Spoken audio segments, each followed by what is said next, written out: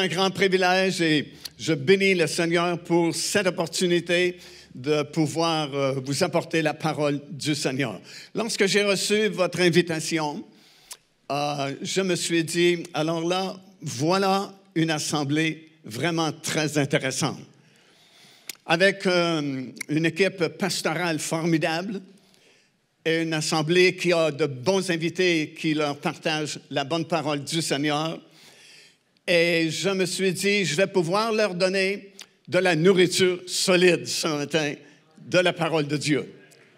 Mais juste avant que je partage avec vous le message que le Seigneur a mis sur mon cœur, j'aimerais vous faire passer un petit test de connaissance biblique afin de m'assurer que mon évaluation de votre assemblée, c'est la bonne. Est-ce que vous êtes prêts à passer un petit test? Juste 2 ou 3 questions.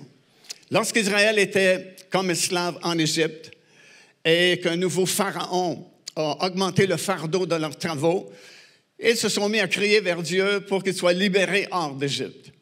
Et Dieu a répondu favorablement et il a suscité un homme qui les a fait sortir d'Égypte, traverser le désert et conduit jusqu'aux frontières du pays de Canaan. Est-ce que vous vous souvenez du nom de cet homme que Dieu a utilisé? Très bon.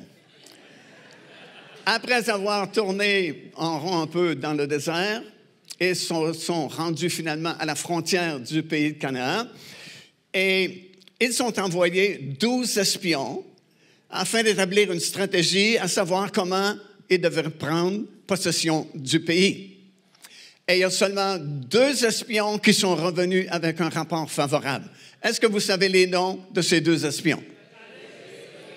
Formidable, vous êtes forts. 3e et dernière question. Quel était le nom des 10 autres espions? Oh, vous ne vous souvenez pas? Pourquoi vous ne vous souvenez pas des noms des 10 autres espions alors que leurs noms sont bien écrits dans le même chapitre, Nombres, chapitre 13, des noms de Josué et Caleb? Je vais vous dire pourquoi vous ne vous souvenez pas des noms des 10 autres. Parce qu'on se souvient des noms des vainqueurs et on oublie le nom des perdants. Alléluia! Et la Bible nous exhorte à être vainqueurs. Seulement dans 2 chapitres de la Bible, Apocalypse chapitre 2 et chapitre 3, à 7 reprises revient cette expression « À celui qui vaincra, je donnerai ». Alléluia! Non seulement la Bible nous exhorte à être vainqueurs, mais elle nous exhorte à être plus que vainqueurs. Mais me direz-vous, comment peut-on être plus que vainqueurs dans un monde qui s'écroule tout autour de nous? Et la réponse est bien simple, en gardant notre foi en Dieu et gardant notre foi dans la parole de Dieu. Alléluia! Jésus a dit un jour, c'était dans Jean chapitre 14, que votre cœur ne se trouble point. Croyez en Dieu et croyez en moi. Lorsque nous plaçons notre foi en Dieu, c'est un roc solide, fort, sur lequel nous pouvons nous appuyer. Dans le psaume 46, ça dit « Dieu est pour nous un refuge et un appui, un secours qui ne manque jamais dans la détresse. Et c'est pourquoi nous sommes sans crainte, dit-il, lorsque la terre est bouleversée. » Et la terre est bouleversée présentement. Il semble que partout où nous nous tournons, ce sont des conflits, des guerres, des famines, des révoltes, l'anarchie, violence dans nos écoles, un peu partout. Et il semble que notre monde a perdu le nord, a perdu le contrôle. Et dans ces situations-là, nous devons placer vraiment notre foi en Dieu et notre foi dans sa glorieuse parole. Quelqu'un dit Amen. Alléluia. Moi, j'aime bien les calendriers. Parce que les calendriers, c'est sécurisant. C'est toujours pareil. Ça revient à chaque année. Ça nous permet de savoir en quelle année nous sommes. Ça nous permet de savoir en quel mois nous sommes. Et même la journée où nous sommes aujourd'hui. Et c'est sécurisant. Et dans nos calendriers, il y a des jours spéciaux que nous appelons des fêtes. Et ça aussi, c'est sécurisant parce que les fêtes reviennent selon leur période à chaque année et ça ne change jamais et c'est sécurisant pour nous. Mais saviez-vous que Dieu a son calendrier aussi qui nous est détaillé vraiment de façon très précise dans le livre le plus populaire pour les chrétiens, qu'on veut jeter nos regards à tous nos réveils le matin, le livre du Lévitique.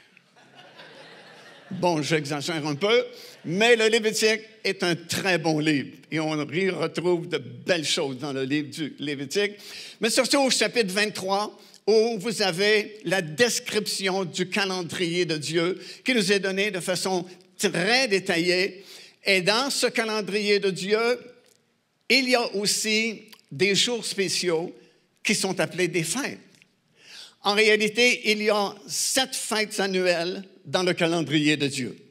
La Pâque, les pains sans levain, les prémices, la Pentecôte que vous avez célébrée avec force le week-end dernier, la fête des trompettes, la fête des expiations et la 7e et dernière, la fête des tabernacles. Mais ces 7 fêtes vraiment correspondent à 7 grands événements du plan rédempteur de Dieu pour l'humanité par Jésus-Christ, pour tous ceux et celles qui croiront en lui. Dieu avait besoin de nous rejoindre parce qu'à cause de la chute de nos premiers parents, le péché est entré dans ce monde et le péché a multiplié au fur et à mesure que la population mondiale grandissait jusqu'à notre époque. Et personne parmi nous a le pouvoir vraiment de se changer. Nous avons hérité d'une nature faible à cause de la chute de nos premiers parents. Et la parole de Dieu met ça bien clair que personne parmi nous, par nos œuvres, par nos efforts, par notre bonté personnelle, nous pouvons atteindre le salut et la communion avec Dieu. Et c'est la raison principale pour laquelle Dieu a envoyé son propre Fils, qui n'a pas regardé d'être égal avec Dieu, mais comme ça dit dans l'épître de Paul aux Philippiens, s'est humilié lui-même et il a pris la forme d'un simple homme et il est venu donner sa vie pour nous sur la croix de Golgotha. Et Dieu a établi son plan de rachat pour l'humanité de façon très claire, de façon très précise. Il l'a annoncé haut et fort. Et par ce calendrier que nous trouvons dans le livre du Lévitique, le 23e chapitre, nous pouvons comprendre le plan de Dieu. Nous pouvons suivre même le plan de Dieu.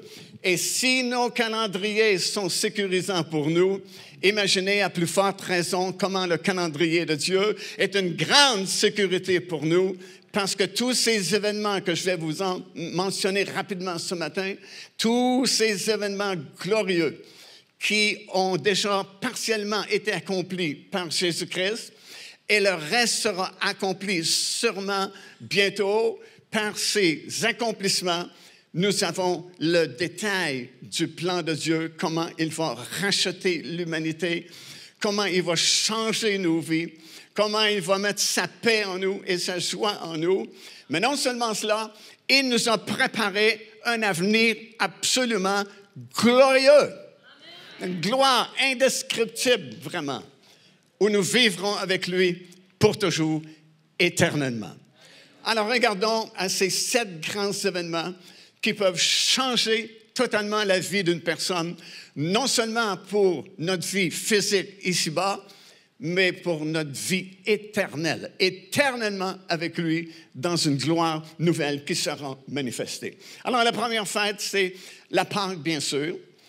Et l'événement premier qui s'est produit, c'est la crucifixion du Seigneur Jésus-Christ sur la croix de Golgotha.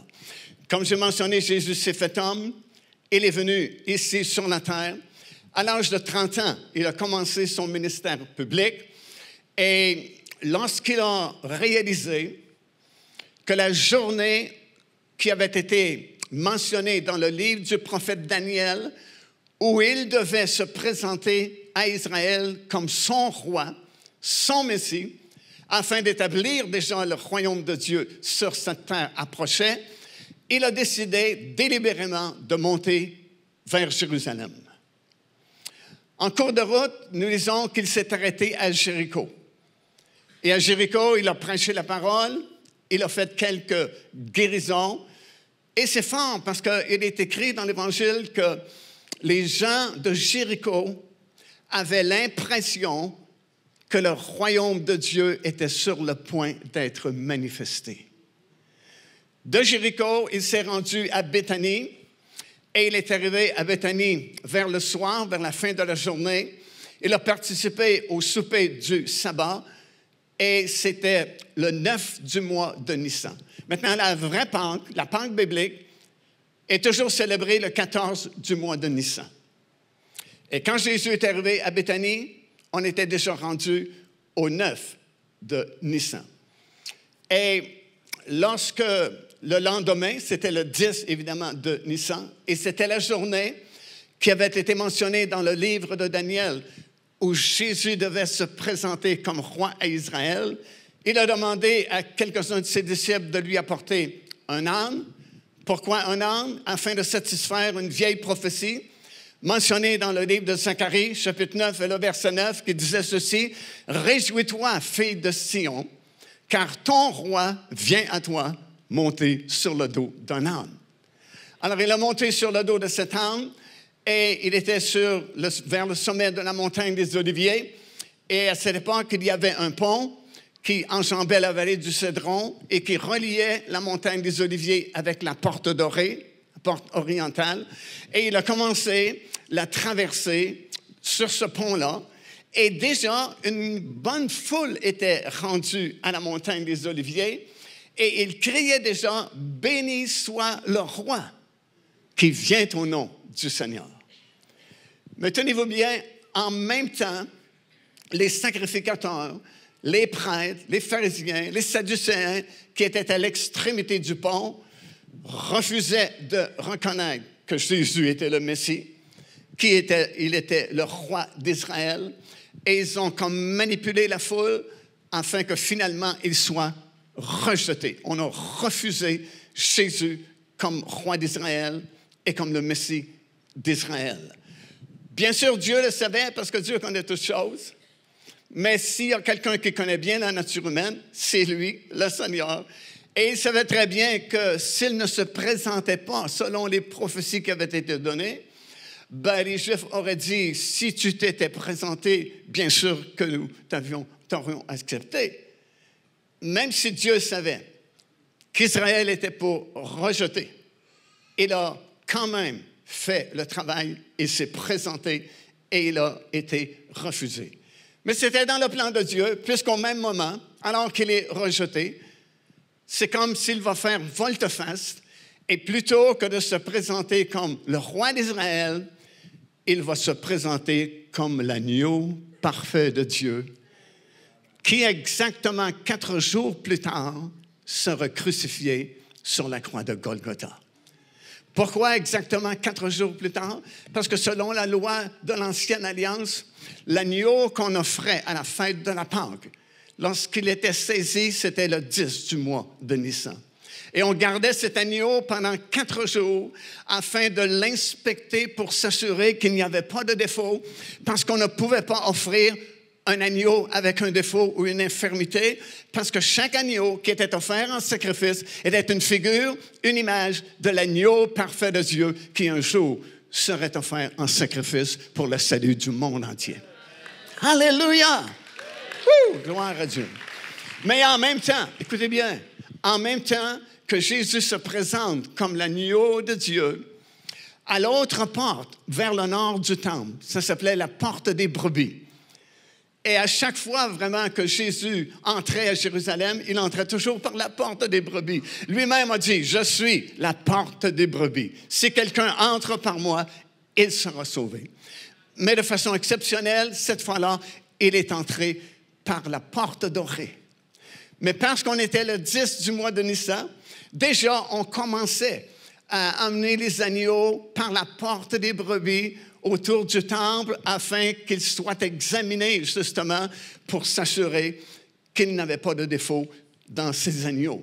Alors il y avait une foule à la porte des brebis, mais il y avait encore une plus grande foule à la porte orientale ou à la porte dorée, alors que Jésus, parce qu'il a été refusé comme roi, se présente maintenant comme l'agneau de Dieu qui sera crucifié et sa vie donnée pour le salut de quiconque croirait en lui. Alors Jésus a traversé cette porte et il est retourné passer la nuit à Béthanie. Et puis jusqu'au 14, vraiment, du mois de Nissan, il a prêché à Jérusalem. Il a parlé avec les scribes, il a parlé avec les pharisiens, avec les sadducéens. Et pendant ces quelques jours, ils l'ont examiné. Si bien que Pilate a déclaré à 3 reprises, mentionné dans l'évangile de Jean, « Je ne trouve aucun défaut dans cet homme. » Alléluia! Dieu a respecté sa propre loi. Son agneau a été inspecté et déclaré sans défaut. Alors il a pris son dernier repas avec ses disciples, une journée vraiment avant le repas traditionnel. Et dans la nuit, et très tard dans la nuit, il est descendu dans le jardin de Gethsémani. Dans le jardin de Gethsémani, il a été trahi, comme nous le savons, par un des apôtres, Judas.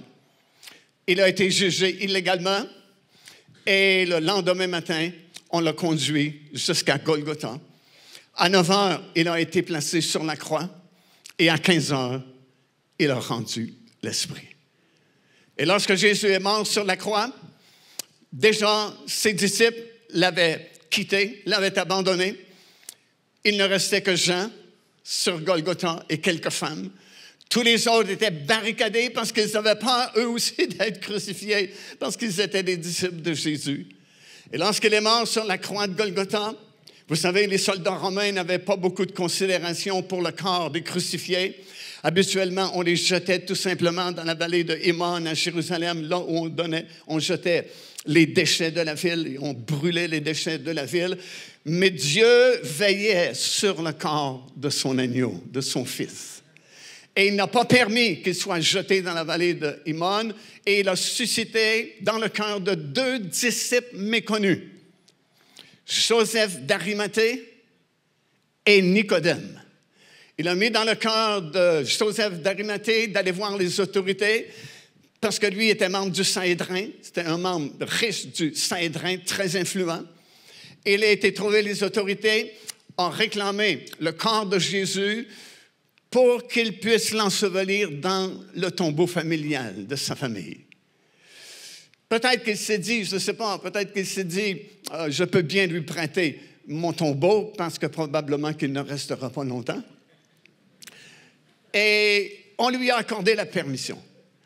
Et Nicodème s'est joint à lui. Nicodème a apporté quelques aromates afin d'embaumer sommairement le corps de Jésus. Et ont-ils pensé, on va revenir après que les 2 sabbats soient écoulés, le sabbat de la fête de la Pâque et le sabbat hebdomadaire du samedi.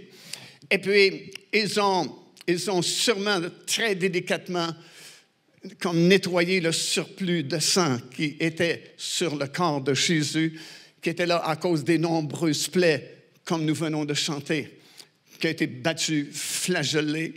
Alors, très délicatement, ils ont probablement enlevé le surplus de sang qui était sur son corps, et puis ils l'ont déposé dans le tombeau, et ils ont roulé la pierre. Lorsque la pierre a été roulée, le premier grand événement de la rédemption de l'humanité venait d'être accompli. Jésus avait donné sa vie pour nous sur la croix de Golgotha. Alléluia! Gloire à Dieu. Oh, merci Seigneur. Deuxième fête, c'est la fête des pains sans levain. Et le deuxième grand événement qui s'est produit dans le programme de Dieu pour la rédemption de l'humanité, c'est que Jésus est descendu dans le sein de la terre. Son corps est resté pendant 3 jours et 3 nuits dans le tombeau, mais en esprit, il est descendu dans le séjour des morts. Avant que Jésus ne vienne donner sa vie pour nous sur la croix de Golgotha et qu'il ressuscite d'entre les morts, toutes les personnes qui mouraient descendaient dans ce que la Bible appelait le séjour des morts. Personne ne pouvait monter au ciel parce que la route n'avait pas encore été inaugurée par la résurrection du Seigneur Jésus-Christ. Alors, juste comme un juste descendait dans le séjour des morts, lequel était séparé en 2 parties. Les justes descendaient du côté du sein d'Abraham, ou comme Jésus l'a appelé, le paradis, Parce que vous vous souvenez, sur la croix, un des deux voleurs s'est converti, a reconnu Jésus comme le Seigneur. Et Jésus, qu'est-ce qu'il lui a dit? Aujourd'hui même, tu seras avec moi dans le paradis. Il ne parlait pas du paradis là-haut dans le ciel, il parlait du paradis dans le séjour des morts, parce que c'est là où Jésus descendait après sa mort sur la croix de Golgotha. Alors, tous les justes descendaient du côté du paradis et les injustes de l'autre côté en attendant le jugement qui viendra après le règne de 1000 ans seulement. Alors, Jésus est descendu du côté du paradis et qu'est-ce qu'il a fait pendant 3 jours et 3 nuits dans le séjour des morts? Bien, nous savons au moins que 3 grands événements se sont produits. Premièrement, comme il est écrit dans l'Épître de Pierre, il a proclamé sa victoire aux anges déchus qui avaient provoqué la race de géants à l'époque de Noé, à l'époque du déluge. Alors, il a proclamé sa victoire sur eux. Deuxièmement, dans ce paradis où le Saint d'Abraham, il a annoncé la très bonne nouvelle que la promesse qui avait été faite peu de temps après que nos premiers parents se soient rebellés contre Dieu et que notre condamnation tombe sur cette terre, Dieu avait promis qu'un jour, un Rédempteur viendrait. Et tous ces justes qui attendaient dans le paradis, dans le séjour des morts, attendaient, année après année, année après année, que ce libérateur puisse venir et les transporter dans un autre endroit, en fait, les transporter littéralement au ciel, dans la présence de Dieu. Alors, pouvez-vous vous imaginer la bonne nouvelle qu'il annonce à tous ces justes qui sont retenus comme captifs? Et c'est ce que Paul nous explique dans l'Épître aux Éphésiens, qu'il a libéré les captifs lorsqu'il est descendu dans le séjour des morts. Et il les a transportés au ciel après sa résurrection. Et le troisième événement que nous connaissons, qui s'est produit durant ces 3 jours et 3 nuits, c'est qu'il a préparé la résurrection des prémices des saints de l'Ancienne Alliance qui sont ressuscités après la résurrection du Seigneur Jésus-Christ, tel que nous le lisons dans l'Évangile de Matthieu au chapitre 27, versets 51, 52 et 53, où plusieurs des saints de l'Ancienne Alliance sont revenus à la vie et ont été ressuscités après la résurrection plutôt du Seigneur Jésus-Christ. Alors, deuxième grand événement, Jésus-Christ qui annonce la bonne nouvelle à tous ces justes de l'Ancienne Alliance qui peuvent désormais monter au ciel dans la présence même de Dieu. Troisième grand événement du plan de rédemption de l'humanité par notre Dieu, c'est vraiment la fête des prémices qui a été accomplie par la résurrection du Seigneur Jésus-Christ après ces 3 jours et 3 nuits.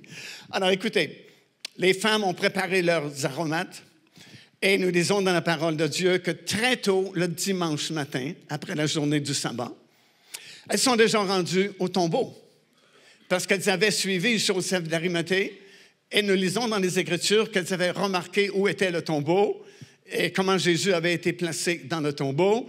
Donc, elles savaient le chemin, comment s'y rendre jusqu'au tombeau avec des aromates plus élaborés pour embaumer le corps de Jésus. Comprenez, elles ne venaient pas célébrer la résurrection parce que tu n'embaumes pas quelqu'un qui est vivant. Elles sont venues avec des aromates pour embaumer le corps de Jésus. Tout au long de leur marche vers le tombeau, elles se demandaient comment elles feraient pour rouler la pierre parce qu'elle était pesante. Mais lorsqu'elles furent rendues au tombeau, elles ont constaté que la pierre avait déjà été roulée. Et qu'à l'intérieur du tombeau, le corps de Jésus n'est plus là. Jésus n'est plus dans le tombeau. Jésus n'est même plus sur la croix. Jésus est assis à la droite du Père dans les lieux célestes. Et il a dit, toute autorité m'a été donnée dans le ciel et sur la terre. Alléluia! Woo! Le tombeau est vide. Et voilà qu'elle voit un ange qui leur dit, il n'est point ici. Mais allez plutôt en Galilée, c'est là qu'il vous a donné un rendez-vous en Galilée. Et toutes ces femmes sont satisfaites de la réponse de l'ange, sauf une, Marie de Magdala. Elle n'est pas satisfaite de la réponse de l'ange. Elle se dit, d'accord, il n'est plus ici. Le tombeau est vide, c'est évident. Mais où est-il? Parce que pour elle, Jésus n'est pas ressuscité. Ils ne comprennent pas ce que ça veut dire ressusciter vraiment d'entre les morts. Alors, s'il n'est plus là, quelqu'un a pris son corps, a déplacé son corps. Elle pleure en regardant dans le tombeau. C'est la seule qui a pleuré. C'est la seule qui n'était pas satisfaite de la réponse ou la déclaration de l'ange.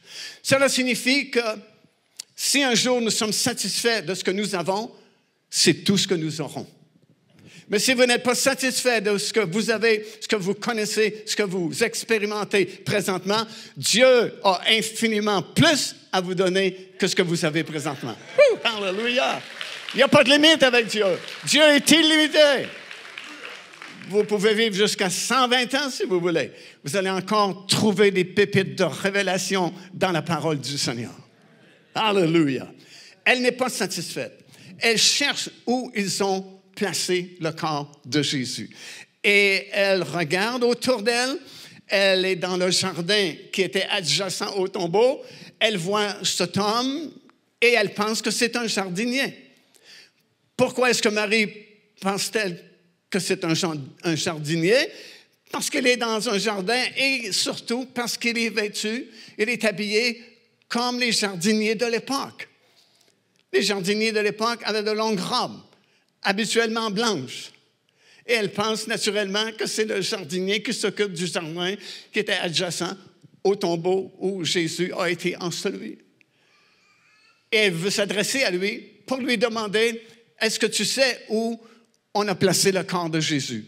Où est-ce toi qui as déplacé le corps de Jésus? Mais Jésus répond, Marie, parce que ce n'est pas un jardinier, c'est Jésus. Et Marie a reconnu le thème de sa voix. Et elle a dit, Rabboni, qui signifie maître. Et elle veut le toucher, mais Jésus dit, non, ne me touche pas.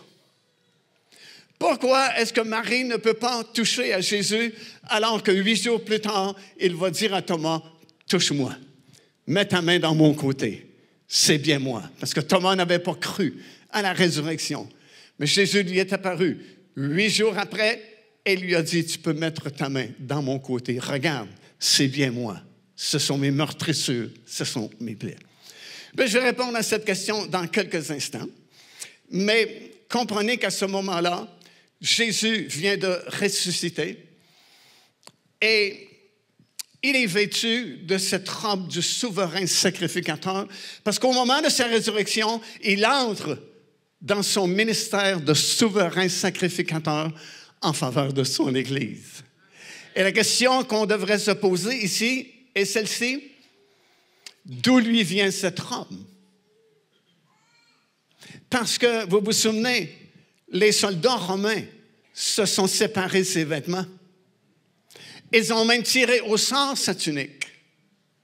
Et lorsqu'il a été mis au tombeau, il n'était enveloppé que d'un linceul. Et soudainement, il est ressuscité et il porte cette longue robe. D'où lui vient cette robe? Je vais vous dire, cette robe, c'est la robe du souverain sacrificateur selon un rang supérieur au sacerdoce lévitique, selon le rang de Melchisédek, qui était prêtre de toute éternité, avant même la fondation du monde là-haut dans le ciel. Et lorsque les anges sont descendus dans le tombeau, ils ont apporté avec eux cette robe et ont aidé le Seigneur Jésus-Christ à s'en vêtir parce qu'il entrait à ce moment-là dans son ministère de souverain sacrificateur, tout comme la figure de l'Ancien Testament que nous connaissons. Une fois par année, le souverain sacrificateur terrestre entrait dans le lieu très saint au-delà du voile. Et lorsqu'en cette journée unique de l'année, il pénétrait au-delà du voile, il devait se départir de ses 2 premiers vêtements pour ne garder qu'une longue robe blanche en signe de pureté et d'humilité parce qu'il se tenait dans le lieu très saint. Et il attendait la manifestation de la gloire de Dieu qui approuvait les sacrifices qui avaient été offerts durant l'année qui venait de s'écouler. Alors, il devait, Jésus-Christ, accomplir exactement le même processus du souverain sacrificateur qui entre dans le lieu très saint. Et c'est ce qu'il a fait avec sa trompe du souverain sacrificateur. Il a dit à Marie, ne me touche pas. Pourquoi? Parce que lorsque le souverain sacrificateur terrestre entrait dans le lieu très saint une seule fois par année, il devait s'isoler pendant plusieurs jours et personne ne pouvait le toucher. Et il a dit à Marie, ne me touche pas parce que je dois monter vers mon Dieu, mon Père, votre Dieu, votre Père. Alors Jésus-Christ est monté, il a fait l'aspersion de son sang sur le propitiatoire de l'Arche de l'Alliance, dans le lieu très saint, là-haut, dans le ciel. Il est entré dans la présence même de Dieu et a fait la purification par son propre sang.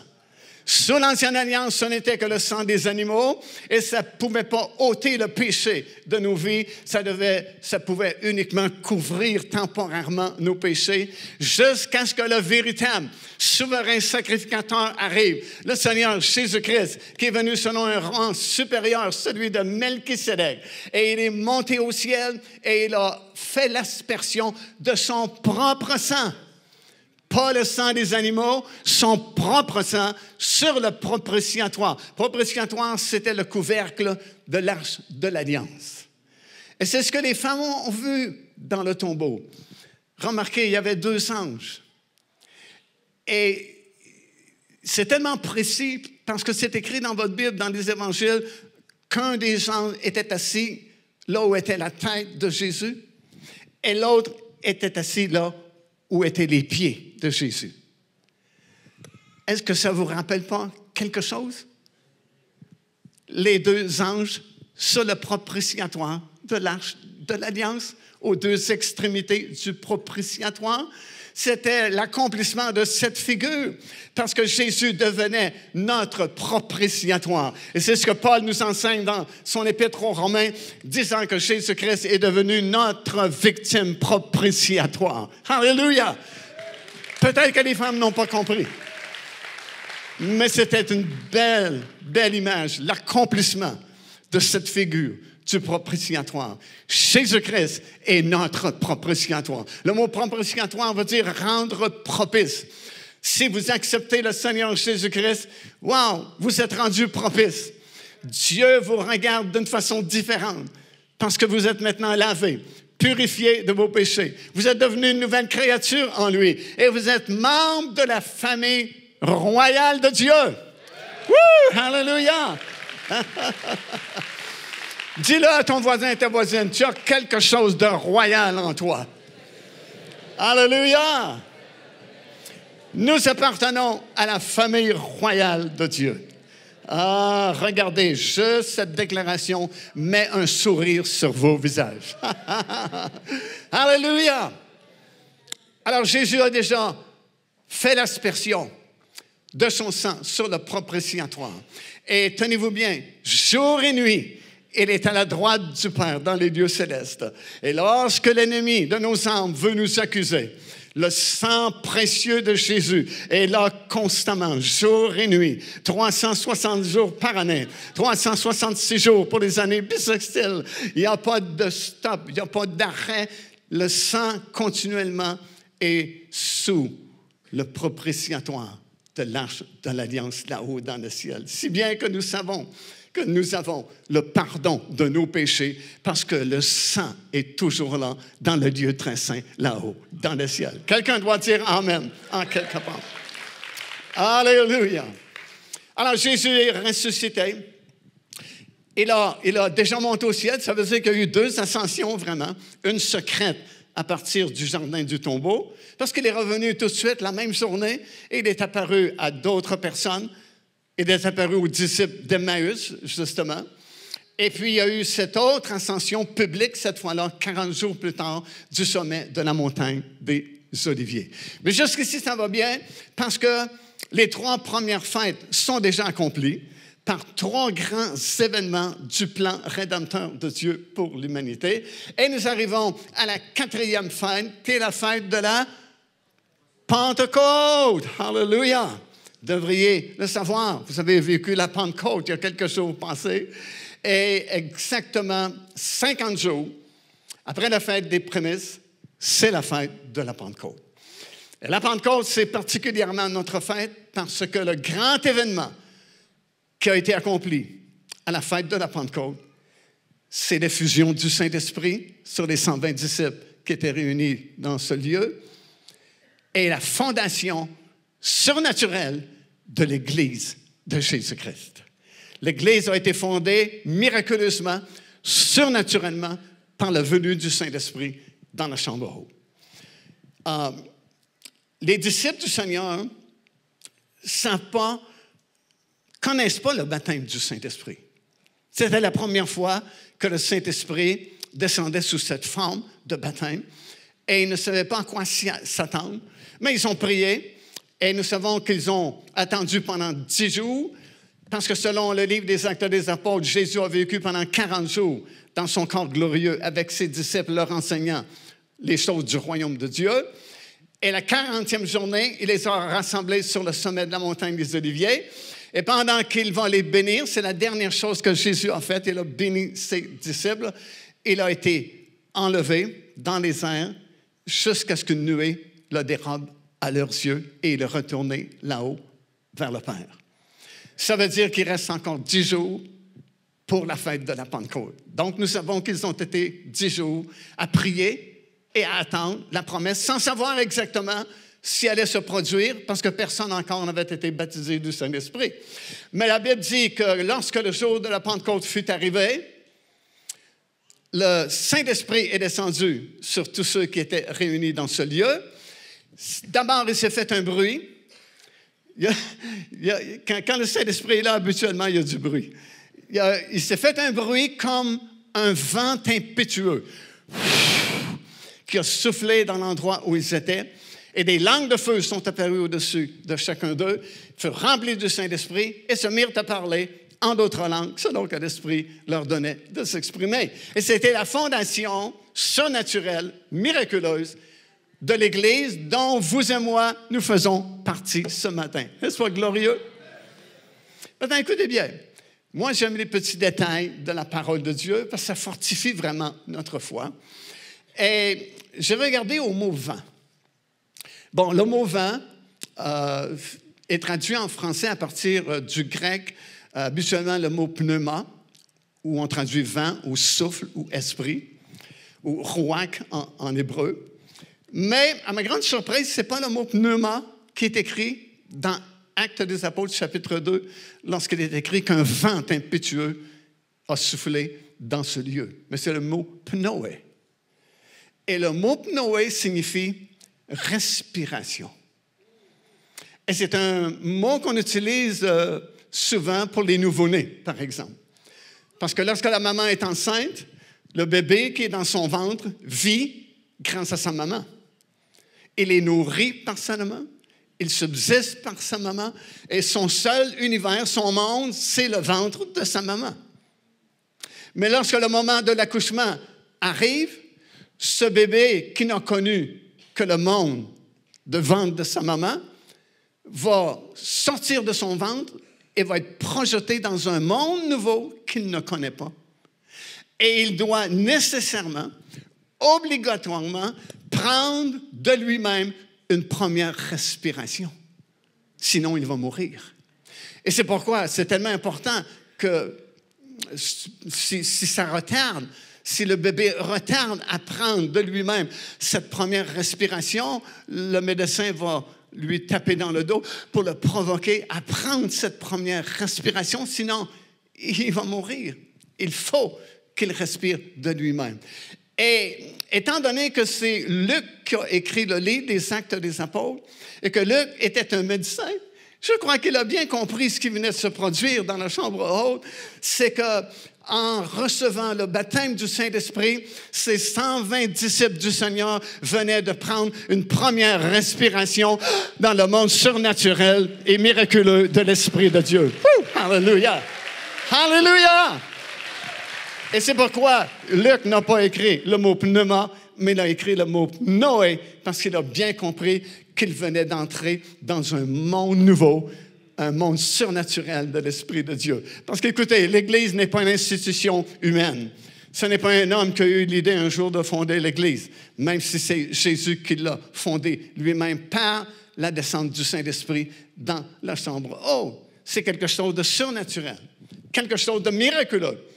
Et merci Seigneur pour toutes les assemblées qui fonctionnent par la puissance du Saint-Esprit et la direction du Saint-Esprit. Sinon, on perd beaucoup de notre temps dans les choses humaines, dans les choses terrestres, alors que ce qui compte vraiment, c'est la direction que l'Esprit donne à chacun de nous et la direction que donne le Saint-Esprit à chaque assemblée qui veut bien être conduit par le Saint-Esprit.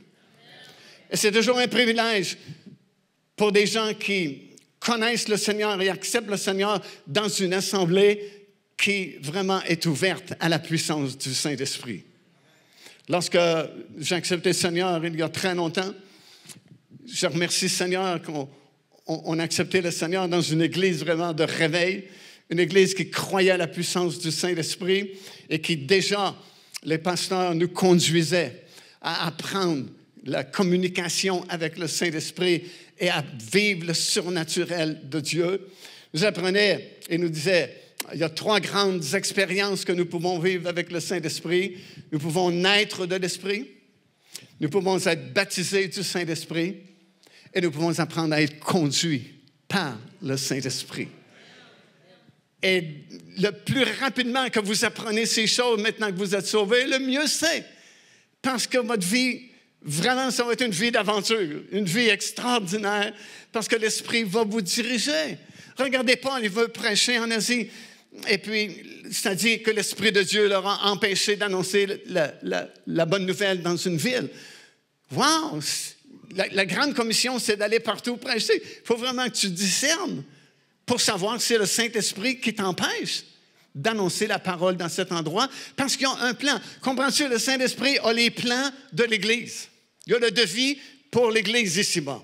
Et plus nous sommes en communication avec le Saint-Esprit, moins nous faisons d'erreurs. Plus nous fonctionnons selon la parfaite volonté de Dieu dans la direction.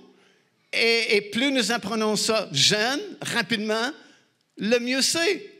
Parce qu'on peut déjà entrer dans l'opération des dons de l'Esprit étant sauvé. Actes chapitre 19, Paul arrive à Éphèse. Il y a quelques personnes, je pense que c'est 8 personnes qui ont été sauvées. Et Paul leur demande, avez-vous reçu le Saint-Esprit depuis que vous avez cru? Ils ne connaissent pas le Saint-Esprit. Paul simplement impose les mains. Ils sont tous baptisés du Saint-Esprit, parlent en d'autres langues, et quelques-uns prophétisent. Amen. Écoute, c'est des nouveaux, mais ils peuvent déjà prophétiser. Parce que les dons spirituels peuvent être activés par votre foi. Je me souviens, j'étais nouveau chrétien.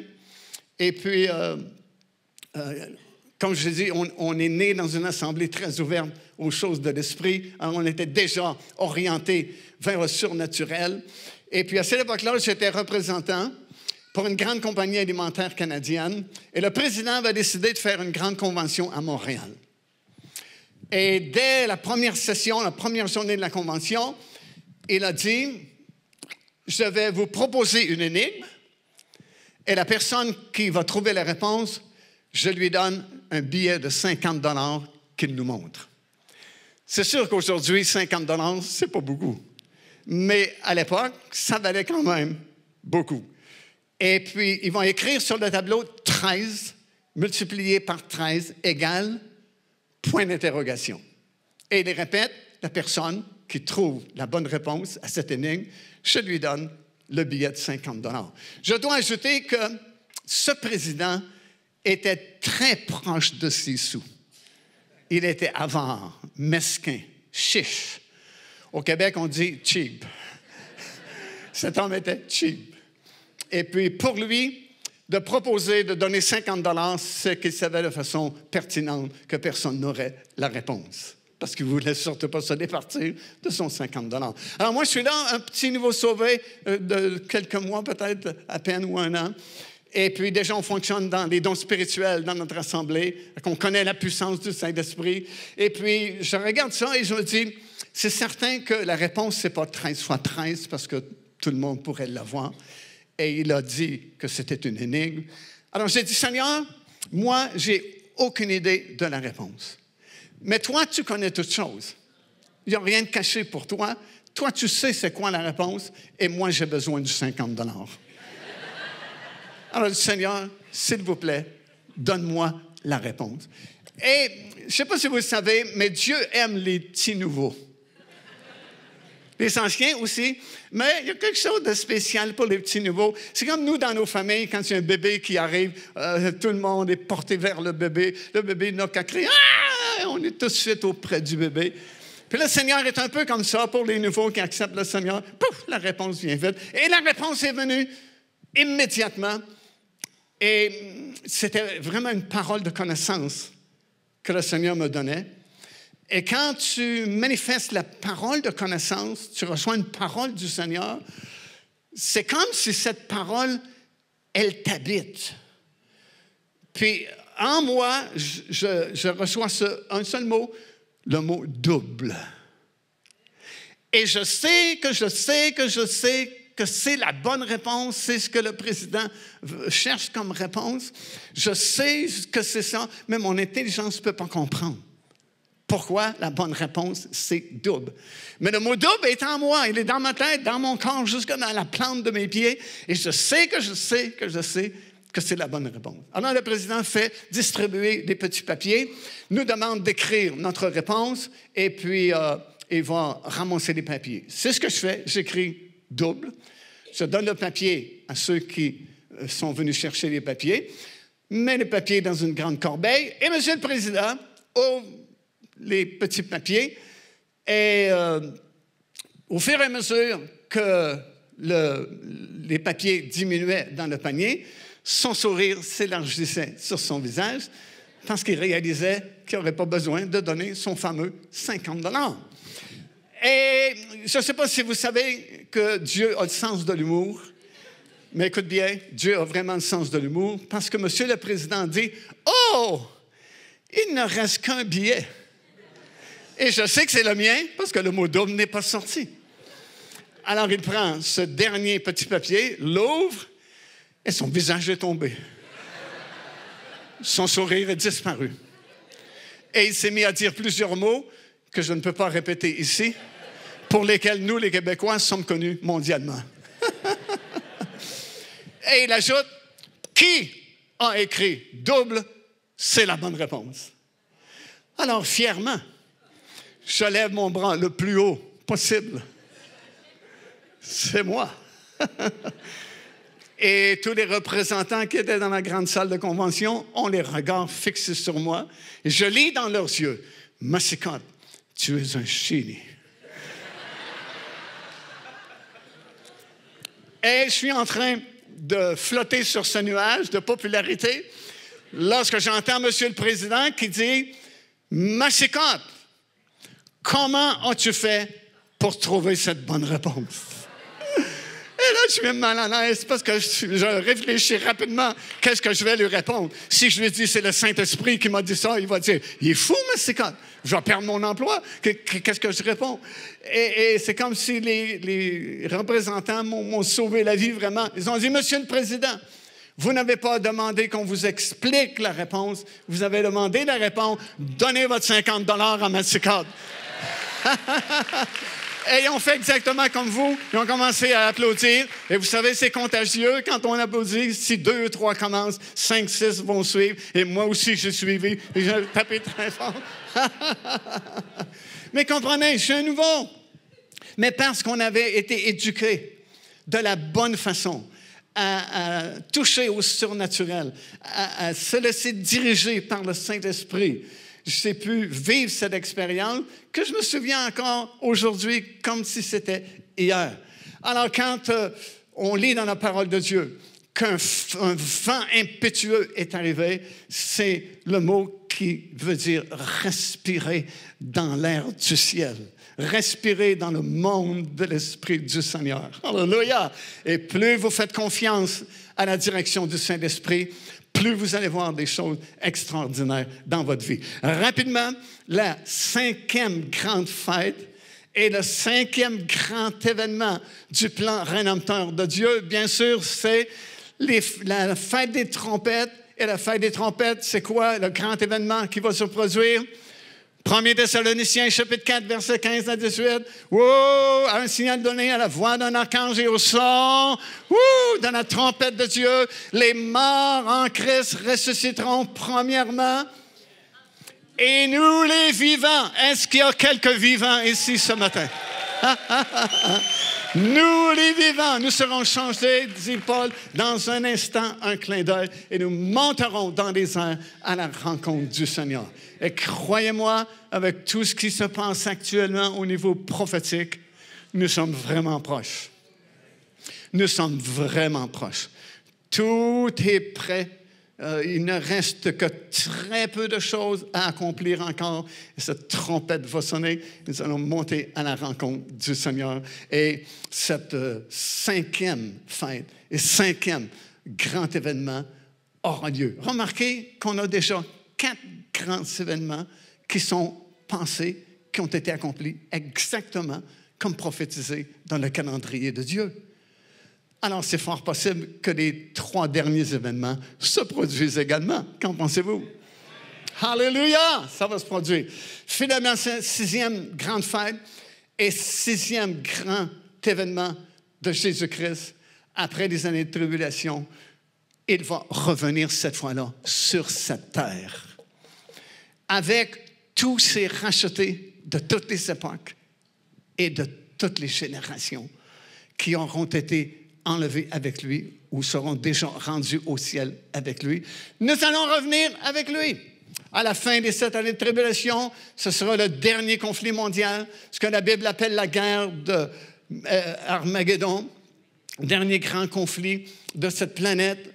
Et alors, la bataille d'Armageddon ne se fait pas dans un seul lieu, dans un seul moment, mais en des phases différentes. Et à la dernière phase de cette campagne, ce sera l'attaque sur la ville de Jérusalem. Déjà, un tiers de la ville est tombé. Et alors que tous les médias d'information sont à Jérusalem pour filmer en direct la bataille d'Armageddon, comme on le fait actuellement avec la guerre du Hamas contre Israël, la guerre en Ukraine, vous voyez les soldats en direct, vous voyez les bombes qui éclatent en direct. Ce sera sans doute la même chose à la bataille d'Armageddon. Tous les grands réseaux de télévision seront là. Et soudainement, ils ne sont plus tellement intéressés à filmer les soldats qui se battent ou les bombes qui éclatent. Mais ils ont tourné plutôt leur caméra du côté de l'Est, là-haut dans le ciel. Et j'entends déjà des commentaires, des reporters qui disent « Mais c'est pas possible, c'est extraordinaire, on n'a jamais vu ça. » Mais on dirait que c'est une cavalerie qui descend du ciel vers Jérusalem, du côté de l'Est de Jérusalem.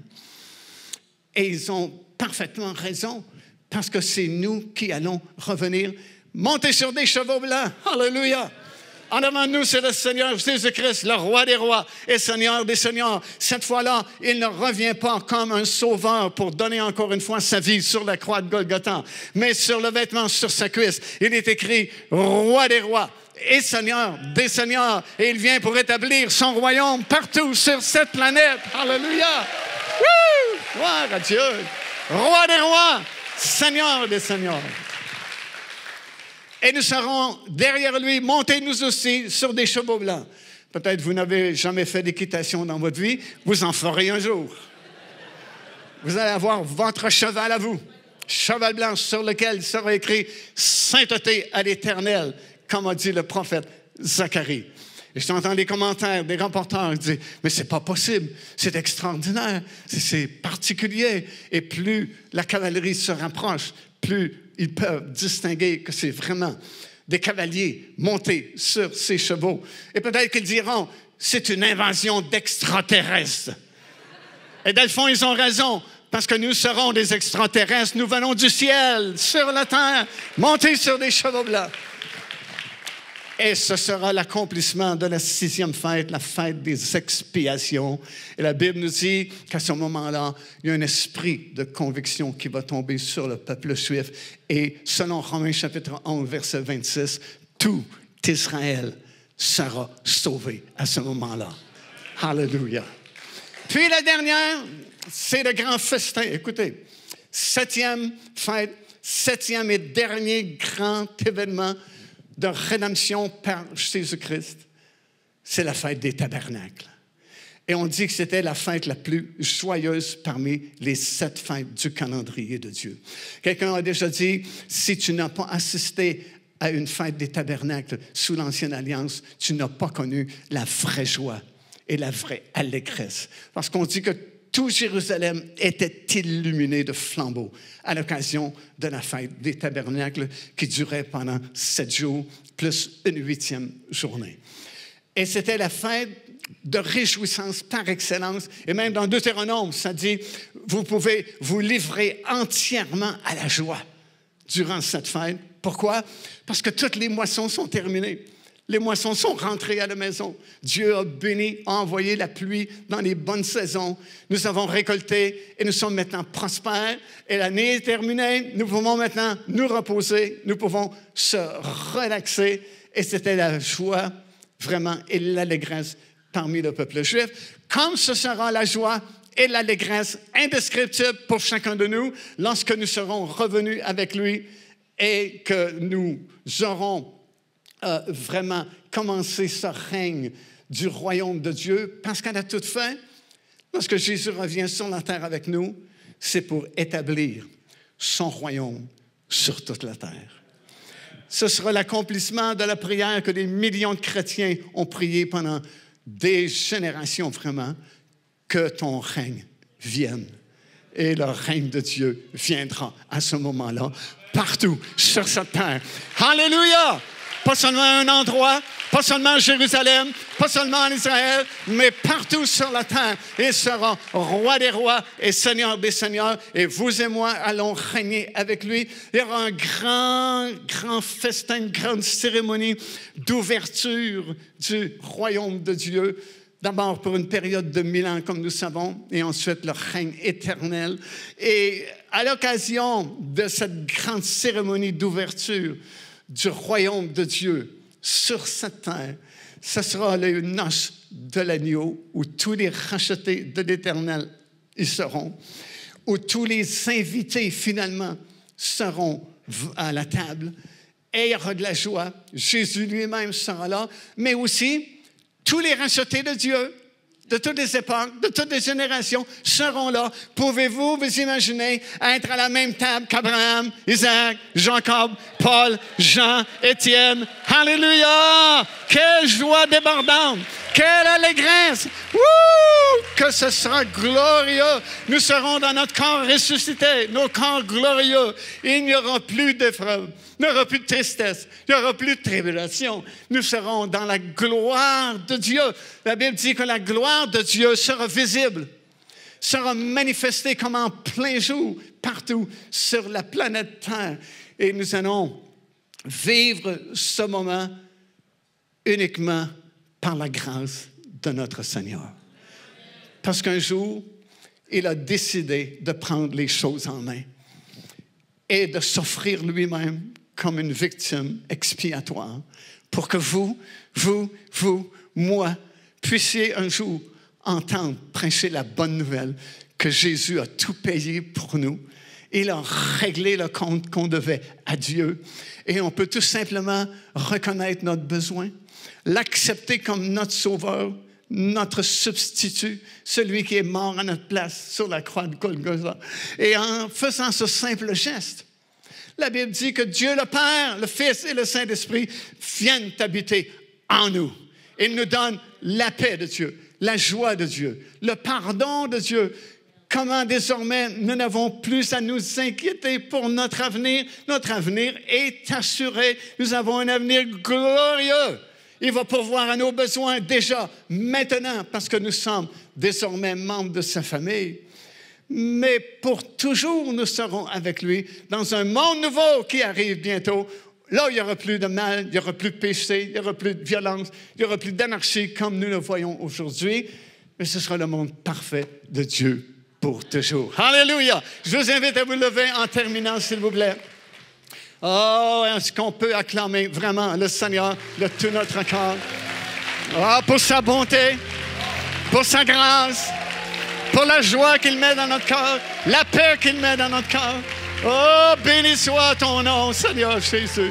Béni soit ton nom. Alléluia. J'aimerais qu'on garde nos yeux fermés pendant quelques secondes, s'il vous plaît.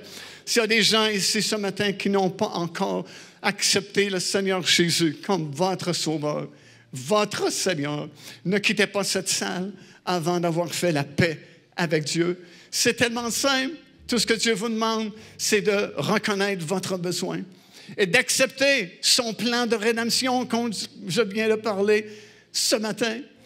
Juste à dire, Seigneur, je reconnais que j'ai besoin de toi et je t'accepte comme mon Seigneur, mon Sauveur. Je veux te donner le reste de ma vie ce matin afin d'être là, comme on vient de mentionner, dans ce festin final de joie extrême et d'allégresse et notre entrée dans le royaume éternel de Dieu et dans ce nouveau monde qui bientôt sera créé par sa puissance. Et tout ce que ça prend, c'est un tout petit geste de votre part ce matin, d'ouvrir votre cœur et de dire, Seigneur Jésus, je reconnais que tu es le roi des rois et le Seigneur des seigneurs. Et je reconnais que ta parole est la vérité et qu'elle s'accomplira comme elle a été écrite. Et le miracle va se faire dans votre vie. Ce n'est pas moi qui fera le miracle. Ce n'est même pas cette Église qui fera le miracle. C'est Dieu lui-même qui fera le miracle. Vous allez naître de nouveau dans le royaume de Dieu. Alors, pendant que nos yeux sont encore fermés quelques instants et qu'on commence tout doucement à jouer quelque chose, j'aimerais que chaque personne qui a compris le message ce matin et qui réalise que Dieu est Dieu et que sa parole, c'est la vérité et que sa parole s'accomplira certainement et que vous voulez faire partie de ce que j'ai prêché ce matin en acceptant Jésus. Voulez-vous juste lever votre main? Oui, oui, oui. Oui, oui, oui, oui. Combien d'autres? Comprenez, quelquefois c'est difficile de lever la main dans une réunion comme ceci. Mais Jésus a marché jusqu'à Golgotha, a souffert pour que nous puissions justement avoir la vie ce matin. Est-ce qu'il y a d'autres personnes? Montrez-moi votre main rapidement. Merci Seigneur. Merci Jésus. Nous allons prier ensemble. J'aimerais que tout le monde, s'il vous plaît, puisse répéter ces paroles. Mais particulièrement vous qui êtes venus en avant ce matin, s'il vous plaît, répétez après moi. Seigneur Dieu Tout-Puissant, je reconnais ce matin, tu es le seul vrai Dieu. En dehors de toi, il n'y en a point d'autre. Je reconnais aussi mon besoin d'être pardonné, d'être sauvé. Et j'accepte de tout mon cœur le Seigneur Jésus comme mon Seigneur et mon Sauveur. Seigneur Jésus, viens dans mon cœur, pardonne mes péchés et donne-moi, comme tu l'as promis, la vie éternelle. Je sais que tu es là maintenant, dans mon cœur, tu as tout pardonné et c'est pourquoi je peux dire de ma bouche, je suis pardonné, je suis sauvé. J'ai la vie éternelle. Alléluia! Acclamons le Seigneur quelques instants. Woo! Alléluia! Oh, béni soit le nom de Jésus. Amen, amen, amen, amen, amen. Le salut est la chose la plus simple au monde. Paul dit dans Romains, si tu crois dans ton cœur que Jésus est mort et que Dieu l'a ressuscité d'entre les morts, et si tu le confesses de ta bouche, tu seras sauvé. Alors, peu importe ce que les gens disent, peu importe ce que les religions enseignent, ce qui est important, c'est ce que Dieu dit dans sa parole. Si vous le croyez dans votre cœur, vous venez de le confesser de votre bouche, vous êtes sauvés, vous êtes pardonnés. Alléluia!